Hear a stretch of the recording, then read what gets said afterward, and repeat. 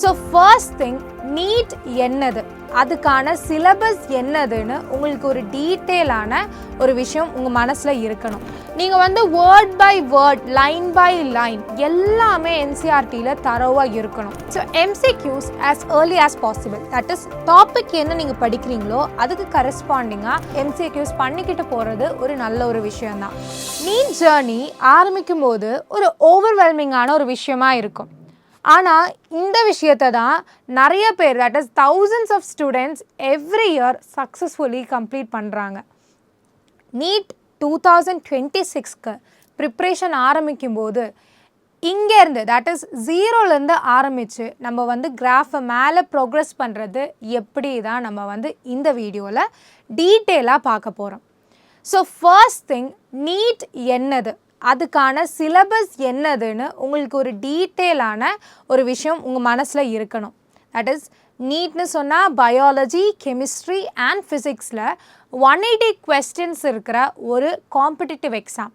And அதிலிருந்து that is biology 90 questions, chemistry 45 questions and physics 45 கொஸ்டின்ஸில் 3 ஹவர்ஸில் ஒரு எக்ஸாம் நீங்கள் வந்து எழுத போகிறீங்க. And that will decide your future. ரெண்டாவதாக get the right books. NEET ப்ரிப்ரேஷனுக்கு தட் இஸ் உங்களுக்கு தெரிஞ்ச விஷயம்தான் இருக்கும்.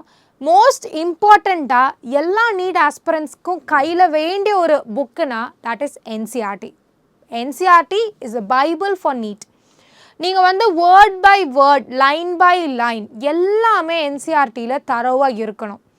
கொஸ்டின்ஸ் பண்ணுறீங்கன்னா எக்ஸ்ட்ரா சால்வ்டு கொஸ்டின் பேப்பர்ஸை வச்சு நீங்கள் பண்ணிக்கிட்டு போகணும். அண்ட் ப்ரீவியஸ் இயர்ஸை நீங்கள் மறக்கவே கூடாது. So get the right books, practice and you will get the result. மூணாவதாக you have to set a daily routine. ஒரு ஷெட்யூல் நீங்கள் உங்கள் மனசில் வச்சுக்கணும். சிம்பிளாக ஸ்டார்ட் பண்ணுங்கள், but the key is consistency, not perfection.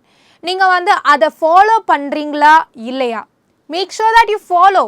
ஏன்னா நீங்கள் பண்ணியிருக்கிற ஷெட்யூலை நீங்கள் டே பை டே அதை மாடிஃபை பண்ணி உங்களால் அது கரெக்ட் மாடிஃபிகேஷன். ஸோ இன்றைக்கி நான் பண்ணல, நாளைக்கு நான் பண்ணுறேன், அந்த மாதிரி போஸ்ட்போனிங் கிடையாது. இன்றைக்கி நான் இவ்வளோ பண்ணியிருக்கேன், இன்னும் வந்து பண்ணுவேன், இன்னும் கொஞ்சம் ஒர்க் இருக்குது, அதை நாளைக்கு பண்ணிக்கலாம், அந்த மாதிரி யோசிச்சுக்கிட்டு பண்ணணும்.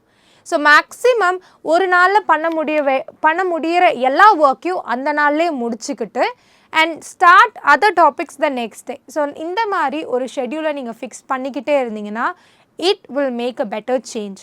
ஸோ நீட் 2026க்கு உங்களோட ஷெட்யூலை நீங்களே க்ரியேட் பண்ணி கன்சிஸ்டண்ட்டாக அதுக்கு ஒர்க் பண்ணி உங்களுக்கு அதுக்கான ரிசல்ட் கண்டிப்பாக கிடைக்கும். நாலாவதாக எம்சிக்யூஸ் அண்ட் மாக் டெஸ்ட். இதை எப்போ தான் பண்ணுறது? So MCQs as early as possible, that is topic என்ன நீங்கள் படிக்கிறீங்களோ அதுக்கு கரெஸ்பாண்டிங்காக அப்போவே நீங்கள் வந்து அதோட டாபிக்ஸ்க்கான எம்சிக்யூஸ் பண்ணிக்கிட்டு போகிறது ஒரு நல்ல ஒரு விஷயந்தான். அண்ட் மாக் டெஸ்ட் வந்து ஒரு 3 மாதத்துக்கு அப்புறம் ஒரு மாக் டெஸ்ட்டை நீங்கள் அட்டென்ட் பண்ணுங்கள். ஸோ தட் உங்களோட டாபிக்ஸ் எல்லாம் நீங்கள் கம்ப்ளீட் பண்ணியிருப்பீங்கள்ல, ஸோ அந்த ஒரு ஃபாலோ அப்பை நீங்கள் எடுத்துக்கிட்டே இருக்கணும். ட்ராக் பண்ணுங்கள். மாக் டெஸ்ட் அட்டென்ட் பண்ணால் மட்டும் போதாது, அதில் எதெல்லாம் தப்பு பண்ணுறீங்களோ அதை நெக்ஸ்ட் டைம் பண்ணாமல் இருக்க நீங்கள் ட்ரை பண்ணுங்கள். அண்ட் ரிவைஸ் பண்ணுங்கள். எவ்ரி வீக்லி நீங்கள் வந்து சண்டேவை ஒரு ரிவிஷன் டேவாக வச்சுக்கிட்டு அந்த வீக்கில் நீங்கள் என்னெல்லாம் கவர் பண்ணிங்களோ அதை வந்து ரிவிஷன் டேவாக வச்சு செட் பண்ணி இந்த ஷெட்யூலை ஃபாலோ பண்ணிக்கிட்டே இருங்க. So that it will be very helpful for your journey. ஃபைனலாக பி கன்சிஸ்டன்ஸ். ஈவன் நீங்கள் ஒரு 4 to 5 hours படிக்க ஆரம்பிக்கிறீங்கன்னா it will make a very big difference in the result. ரெண்டாவதாக நீங்கள் ட்ராக் யுவர் ப்ராக்ரெஸ். நான் சொன்ன மாதிரி வீக்லி ரிவிஷன்ஸ் எல்லாம் வச்சு track your progress by mock test and MCQs. And மூணாவதாக என்சிஆர்டியை படிக்க மறந்துடாதீங்க. நாலாவதாக don't compare. Your journey is your own.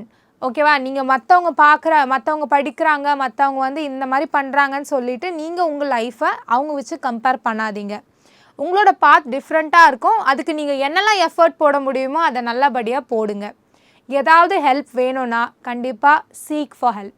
உங்கள் மென்டர்ஸ்கிட்டேயோ இல்லைனா உங்கள் பேரண்ட்ஸ்கிட்டேயோ கண்டிப்பாக நீங்கள் ஹெல்ப்லெஸ்ஸாக இருக்கவே கூடாது. எப்போ அது அவசியமாக இருக்கோ அதை வந்து நீங்கள் அந்த சப்போர்ட்டை நீங்கள் வந்து கண்டிப்பாக கேட்டிருக்கணும். அண்ட் அது வந்து உங்களுக்கு கிடைச்சிருக்கணும்.